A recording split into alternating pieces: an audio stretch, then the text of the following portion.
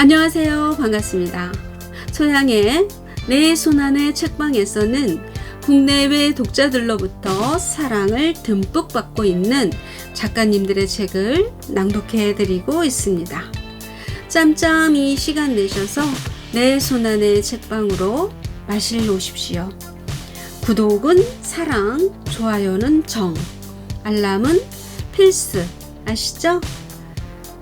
오늘은 하찮은 체력, 우울증을 넘어서는 운동, 힐링 에세이를 준비했습니다. 본 영상은 출판사로부터 허가를 받고 제작되었음을 알려드립니다. 먼저 책 소개를 간단히 해드리도록 하겠습니다. 제목은 이토록 몸이 좋아하는 순간, 저자 박윤정, 출판사는 리더북스입니다. 이 책은 생활체육을 직접 실행하면서 종목마다 특색과 체험했던 포인트를 친절하게 안내하면서 운동 후의 삶이 어떻게 달라지는지를 보여줍니다. 지치고 고단한 삶에 동기부여를 하고 왕초보 맞춤 운동 실전법도 체계적으로 제시하고 있습니다. 하루를 운동으로 시작해서 운동으로 끝나는 기적의 루틴을 공개하고 있습니다. 자, 그럼 저자 소개를 하겠습니다. 자, 저자 박윤정님은 운동이라고는 일도 안 하던 정말 하찮은 체력의 그녀였습니다. 그런데 인생의 터닝 포인트는 몸이 좋아하는 생활 운동이었습니다. 저자는 달리면서 괜찮아지고 산에 오르면서 강해졌다고 합니다. 자, 그럼 정말 하찮은 체력에서 강철 체력이 어떻게 되었는지 자, 우리 책 속으로 들어가 보도록 하겠습니다. 이혼 후 겪은 불안장애. 소설가 이경자는 이혼 후 변화에 적응하는 것은 이혼을 결정하는 것보다 훨씬 더 어려운 일이었다라고 말했다. 나는 그 말을 실감하는 중이었다. 이혼은 내가 선택한 결정이었지만 아이들의 삶에도 변화가 생길 수밖에 없었다. 나는 마음의 불안장애를 담고 있어도 씩씩한 척을 했다. 그러면서도 사람들의 시선과 비난이 두려웠다. 겉으로는 나를 걱정해 주는 것 같지만 속으로는 혀를 차며 그럼 그렇지, 애들만 불쌍하지, 비난하고 손가락질을 할 것이라고 여겼다. 이혼녀라는 좋은 글씨가 죽을 때까지 내게 새겨질까 봐 무서웠다. 이혼 결정을 달갑게 여기지 않은 가족과 친구들에게서 멀어졌다. 혼자만의 동굴에서 불안을 친구 삼았다. 범불안 장애는 불안감이 머릿속에서 끊임없이 날뛰는 질환이다. 매사에 걱정이 지나치고 예민해서 일상의 사소한 일에도 불안을 느낀다. 평범한 사람들도 범불안 장애를 약간씩은 겪는다. 만성 스트레스를 넘어 불안장애가 6개월 동안 지속되면 걱정은 사라질 줄 모른다. 생활 전반에 걱정을 안고 살 수밖에 없다. 이 반 지하에서 곧 나갈 수 있을까? 이 월급만으로 아이들과 생활할 수 있을까? 회사는 언제까지 다닐 수 있을까? 내가 다치거나 아프면 아이들은 어쩌지? 이혼 가정 아이들이라고 따돌림을 당하지는 않을까? 나는 별것 아닌 일에도 전전긍긍하게 되었다. 항상 최악의 상황을 염두에 두고 지냈다. 불안이 지나치자 신체적인 증상도 나타나기 시작했다. 마음이 늘 불안하니 결국 몸도 이상 반응을 보였다. 편두통이 심해지고 불면증이 왔다. 잠을 자더라도 그 불안이 꿈으로 고스란히 시뮬레이션 되었다. 그야말로 심신이 최악이었다. 잠을 자다 다리에 쥐가 나서 근육 통증을 겪는 날이 늘어났다. 걱정으로 몸을 뒤척이며 새벽을 맞이하는 날도 많아졌다. 그런 날을 견디지 못하고 술에 의지하는 날도 많았다. 푹 잠을 자고 악몽을 꾸지 않은 날은 다행이라 여겼다. 생활에 불균형이 오면서 회사 일에도 집중하지 못했다. 어느 날 문득 이런 생각이 들었다. 나 혼자구나. 내가 하고 싶은 걸 마음껏 할 수 있는 자유도 가졌구나. 돈이 없어도 눈치 보지 않고 내 마음대로 결정할 수 있구나. 나는 헬스클럽에 가서 운동하고 싶었다. 아이들이 어릴 때는 헬스클럽에 다닐 여유가 없었다. 이제 아이들은 자신만의 시간을 즐기며 엄마가 챙겨주는 것은 잔소리로 들을 뿐이었다. 어차피 돈이 모일 희망도 안 보이고 하니 하고 싶었던 거라도 실컷 해보자는 보상심리 욕구가 차올랐다. 에라 모르겠다. 퇴근 후에 하고 싶은 거나 해보자. 불면증으로 고생할 때 약을 타기 위해 병원에 갔었다. 그때 의사 선생님은 운동하라고 권했다. 잠이 안 와서 밤에 먹은 음식이 내 몸을 둥글게 송편으로 빚어놨던 터라 그 말이 귀에 꽂혔다. 앞으로 나에게 엄청난 변화가 올 줄도 모르고 운동을 시작하게 되었다. 지금 생각하면 문득 왜 그런 생각이 떠올랐는지 알 길이 없다. 신께서 나를 사랑하셨나? 나를 살리려고 그 씨앗을 툭 나에게 던져주고 가셨나? 그 씨앗이 지금의 나를 만들었다.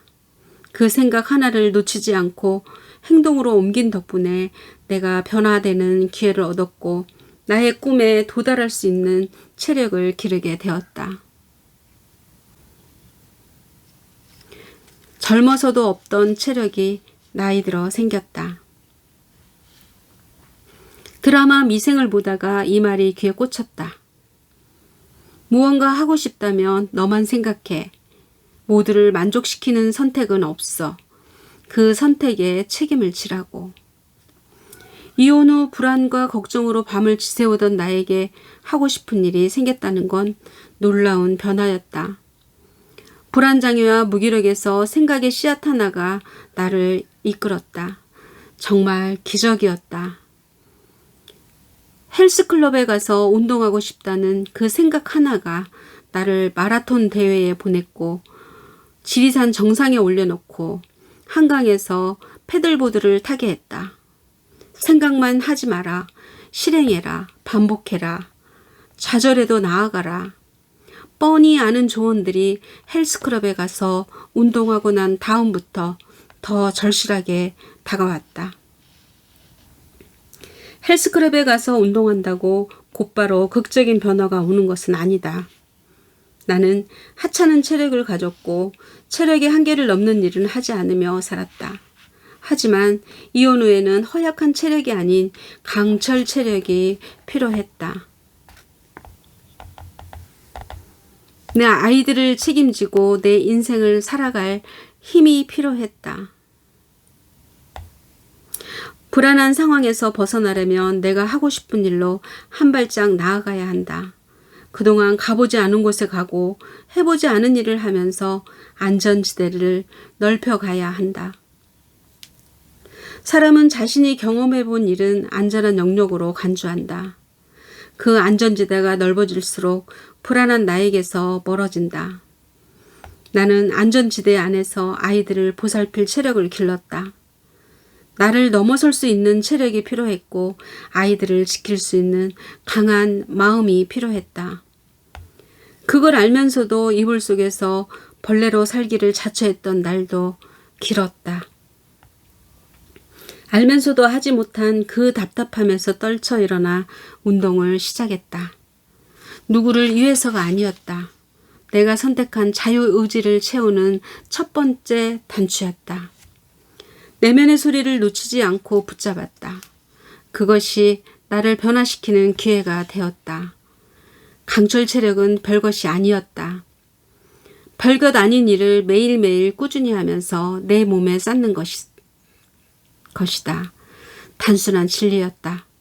이혼 후에 불안장애를 앓았던 한 여자를 별처럼 빛내준 것은 운동이었다. 강철 체력은 새벽의 여명처럼 다가왔다. 10km 마라톤을 완주하며 몰입의 즐거움을 경험하다. 생애 첫 경험. 10km 마라톤 대회에 참가 신청을 했다. 택배로 마라톤 물품이 도착했다. 대회 마크가 새겨진 티셔츠와 배 번호, 기록 칩, 러닝 가방 등이 들어있었다. 구성품은 가성비 최고였다. 기능성 메이커 티셔츠를 연신 입어봤다. 배 번호는 지금도 잊을 수 없다. 34,909. 첫 배 번호는 아직도 가지고 있다. 대회 소개가 담긴 책자를 꼼꼼히 들여다보았다. 이게 뭐라고 설레는지 풀코스부터 하프, 10km 달리기 코스가 상세하게 그려져 있었다. 달릴 코스를 유심히 보았다. 내가 이곳에서 혼자 달린다고? 믿기 어려운 일이 벌어졌다. 나도 그 대회에 신청했어. 우물한 개구리에게 돌을 던져준 친구에게 메시지를 보냈다. 우리나라에서 큰 대회 중 하나였다. 물론 친구는 풀코스를 준비하고 있었다. 코스가 달라서 대회가 같아도 완전 다른 곳에서 뛴다고 했다.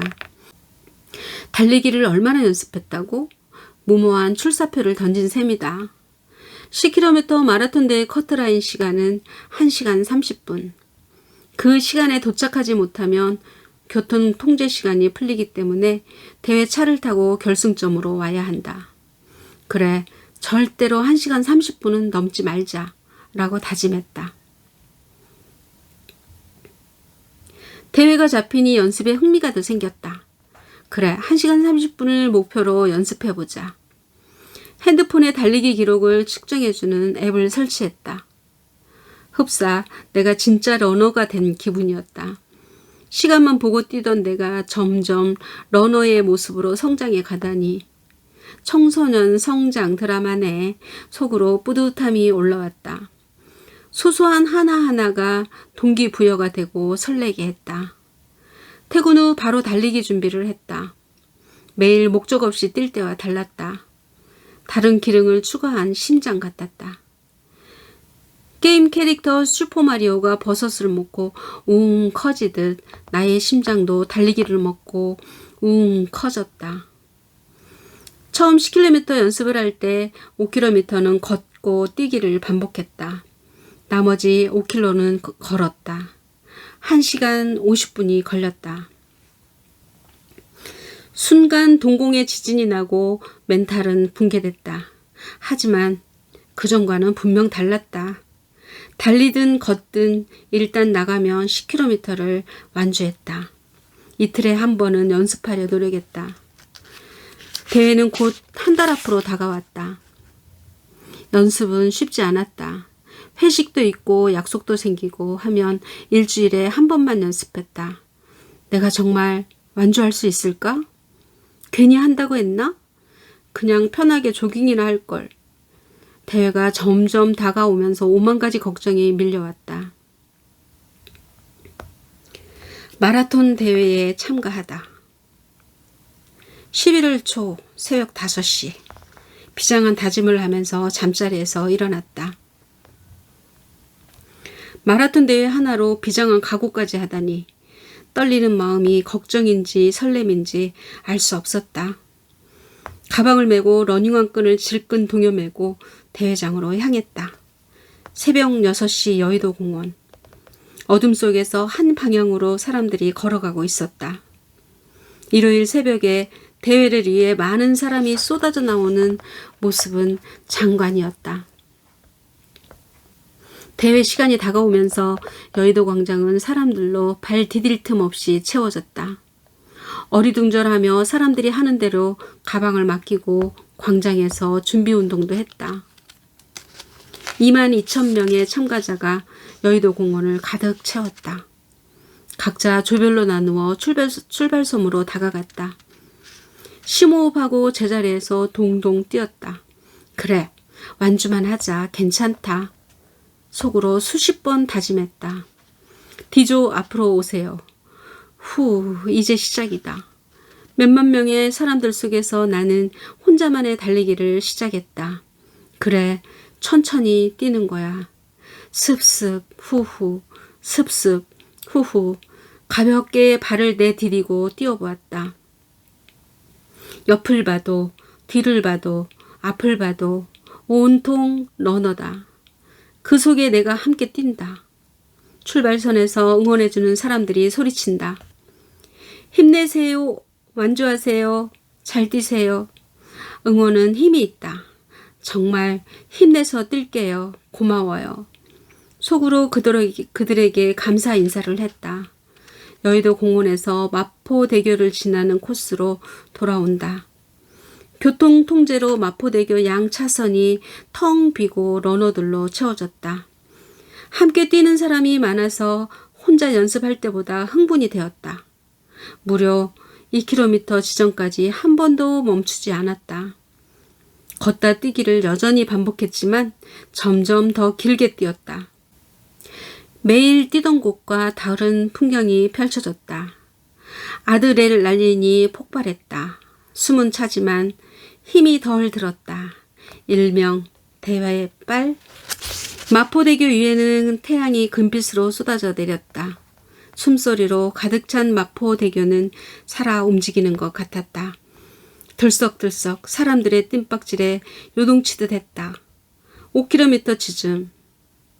슬슬 그냥 걷기 시작하는 사람들이 보였다. 급수대에서 응원과 함께 물 한 모금으로 에너지를 채웠다. 앞으로 3km가 남았다. 힘이 더 나고 기분이 좋아졌다. 연습할 때 겨우겨우 채우던 10km가 아니었다. 오직 달리기에 집중이 되었다. 내가 달리기를 못하는 게 아니었구나. 자신감이 차올랐다. 결승점이 1km 남았다는 표지판이 보였다. 이미 다 달린 러너들이 결승점에 서서 응원해 주었다. 마지막 남아있는 힘과 호흡을 끌어당겨 결승점으로 향했다. 그때 나의 나쁜 습관이 또 발동되었다.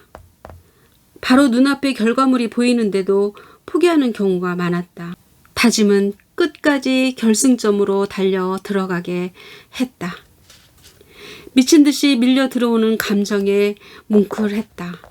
어떤 감정들인지 헤아릴 시간도 없이 밀려왔다. 그 감정들이 뒤섞여 눈시울이 붉어지려 했다. 결승점에서 메달을 받고서야 웃음을 지었다. 1시간 9분. 나의 첫 마라톤 기록이다. 전혀 생각지 못한 결과에 아드레날린과 엔도르핀이 마구 뿜어지는 듯 했다. 그래, 마지막 1km 끝까지 뛰길 잘했어. 주변에서는 온통 완주자들이 메달을 들고 사진을 찍으며 이 순간을 남기고 있었다. 땀으로 뒤범벅이 된 얼굴에는 환한 미소가 물들었다. 대회 메달과 기록지를 보며 흥분을 감출 수 없었다. 그 성취감. 나의 오래된 나쁜 버릇을 극복하는 작은 사건이었다. 절대로 고칠 수 없을 거라는 무의식의 반기를 든 나의 멋진 첫 경험이었다. 그 경험으로 나는 달리기에 빠져들었다. 마라톤 대회는 시너지가 넘쳐나는 곳이었다. 자신의 기록지를 들고 기뻐하며 성취감에 빠졌다. 각자의 성취감을 발에 새기고 호흡 속에 기억한다. 풀코스를 달리는 이에게는 10km가 가벼울지 모르나 어디 처음부터 잘하는 사람이 있나. 그 시작을 우리는 멋지게 공유했다. 그 공간 속에 서로 모르는 사람들이라도 우리는 하나였다. 이렇게 힘든 걸 너도 나도 해냈다. 나는 첫 마라톤을 무사히 마쳤다. 운동으로 의욕을 올리는 법. 침대 밑으로 내 몸이 쑥 빠져버리는 기분을 느끼는 순간이 종종 있다.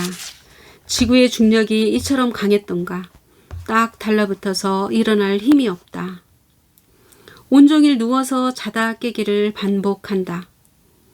밥 먹기조차 귀찮아서 아무것도 먹지 않는다. 너무 누워있던 탓에 허리가 아프고 장기가 아래로 쏠리는 기분이 든다. 격하게 쉬는데 왜 더 피곤하지? 아주 가끔 의욕이 솟는 작은 사건이 발생한다. 산책할까? 하지만 하찮은 체력 때문에 주저앉게 된다.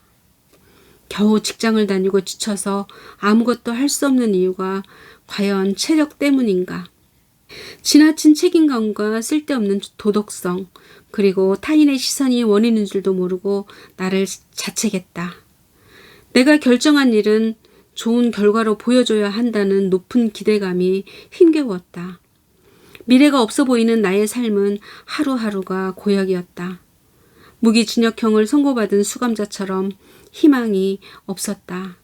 빤한 월급에 매달 나가야 하는 이자와 집세, 양육비까지 숨이 막혀오는 일상이었다. 열심히 할 의지가 보이지 않았다.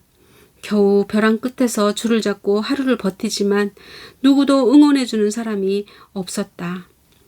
나를 향하는 모든 시선은 줄이라도 잘 잡고 있어 라는 식이었다. 맥 빠지는 무언의 시선에 손을 놓고 싶은 적이 한두 번이 아니었다. 나는 열심히 살았다. 착실히 학교에 다녔고 직장에 다녔으며 20살 이후 부모님에게서 경제적 독립을 하여 대학교 등록금, 결혼 자금을 내 손으로 마련했다. 성인이 되고 20년을 앞만 보면서 달려왔다. 하지만 인생의 쓴맛을 본 후에 나는 의욕을 잃었다. 모든 것을 내려놓고 쉬고 싶었지만 그럴 수 없었다. 마른 수건도 다시 짜면서 힘을 내야 했다. 이혼하고 가장이 된 상황에서는 그 어느 때보다 더 열심히 힘을 내야 하는 것이 분명하다. 이 모든 심리적 상황이 지치게 만드는 일이다. 심리적 부담감과 부정적 감정이 많은 에너지를 소모한다. 정신과에서는 무의식이 이런 부정적 감정을 지속해서 처리하기 위해 많은 에너지를 소모한다고 한다. 이 때문에 정작 해야 하는 일에 에너지를 쓰지 못한다고 설명한다. 나만 이런 걸까? 아이들도 똑같이 의욕이 없다. 겨우 회사에만 다녀오는 나와 같이 겨우 학교만 다녀왔다. 그것이 얼마나 대단한 일인지 알기에 감사했다. 의욕은 어떻게 생기는 거지? 의욕이 없던 나의 일상에 운동이 비집고 들어왔다. 아주 천천히 조금씩 꾸준히 해나가고 있다. 그런 면에서 마라톤 대회는 나에게 엄청난 의욕을 선물했다. 첫 대회를 혼자 한강에서 준비하면서 과연 제대로 할 수 있을까? 끊임없이 나를 의심했다. 매일 조금씩 연습하며 나아지길 바라는 마음으로 준비했다. 처음에는 100m를 뛰고 쉬었다. 나중에는 5km를 뛰고 5km는 걸었다. 나에게 실망했다. 괜히 도전한다고 했나? 얼토당토 하는 목표지만 이건 실패해도 남들이 뭐라 할 일이 아니다. 그래, 완주만 하자. 마라톤 대회에서 생각했던 것보다 좋은 성적으로 완주했다. 그리고 함께 뛰는 사람들을 보며 삶을 즐기는 방식을 배웠다. 또 육체의 한계를 넘으면서 달리는 장애인도 보았다. 앞을 보지 못하지만 그도 뛰고 있었다. 의욕은 거기서부터 생겼다. 아주 오랜만에 하고 싶은 일이 생긴 것이다. 많은 대회에 나가보고 싶다. 더 먼 거리를 뛰고 싶다는 의욕이 불타올랐다. 하고 싶은 일이 생기자 하루하루를 의욕 넘치게 보냈다. 이번 주는 무등산에 가니까 매일 웨이트로 다리 근육을 단련하자. 다음 달에 10km 마라톤 대회가 있으니까 매일 5km를 조깅으로 워밍업 하면서 준비하자. 작은 목표들이 생기고 그 목표를 향해 나아간다. 택이 나오면 후딱 집안일을 하고 헬스클럽으로 혹은 한강으로 달려간다. 오늘도 잘하는 건 아니지만 어제보다는 좀 나아지고 있다. 다른 무언가를 배우고 싶은 의욕이 생기고 일상을 즐거움으로 채우고 싶다. 가장 신기한 것은 무기징역형을 선고받은 듯 했던 그 감옥에서 탈출했다는 것이다. 내 마음이 어두컴컴한 감옥에서 나와 자유를 만끽한다. 자존감은 이렇게 찾는 건가? 내가 나를 주도하는 통제감, 스트레스에서 벗어나는 안정감, 삶의 즐거움을 찾는 일, 심한 무기력에 빠졌던 나에게 답은 이미 내 안에 있었다. 그 답을 가로막는 불안과 걸림돌을 뒤늦게 깨달았을 뿐이다. 운동으로 나의 무기력이 해결되었다. 저질 체력이 어떻게 운동으로 무기력을 해결하게 됐는지 나도 영문을 모르겠다. 운동하면 단순히 체력만 좋아지는 것이 아니다. 운동하면서 내 삶의 질은 많이 나아졌다. 삶에 흥미를 느끼고 의욕이 생기는 일로 채워졌다. 네, 강철 체력이 되고 새로운 꿈을 꾸다. 성공한 사람들의 7가지 습관의 저자 스티븐 코비 박사는 자신에게 정말로 중요한 것이 무엇인지 알게 되면 인생이 완전히 바뀐다라고 했다. 꿈을 마음속에 간직할 때 날마다 가장 소중한 존재로서 가장 중요한 것이 무엇인지 알고 살아가게 된다. 재능이 없는 내가 꿈을 이루기 위해 숨이 깔딱깔딱 넘어가며 달린다.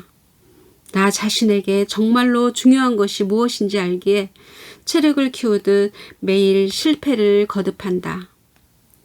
하지만 꿈이 있기에 체력의 한계를 깨부수어 나가듯 실패는 근육을 단련하고 폐활량을 늘리는 일이다. 감히 나는 말할 수 있다. 운동하기 전과 후로 인생이 바뀌었다고. 과감하게 도전하고 실패를 두려워하지 않는다. 도전은 새로운 나를 찾는 일이고 실패는 실력을 키우는 과정이다. 실패의 원인이 나의 부족함인데도 그것을 인정하지 않고 현재에 안주했다면 나는 1km도 달리지 못했을 것이다. 오뚜기처럼 실패를 툭툭 털고 다시 도전한다. 아기는 걷기 위해 수십 번 주저앉아도 실패라고 생각하지 않는다. 아기는 넘어졌다고 좌절하지 않는다. 나는 왜 못하는 거야? 하면서 포기하지 않는다. 나도 아기처럼 희망을 품고 꿈을 향해 나아가고 있다.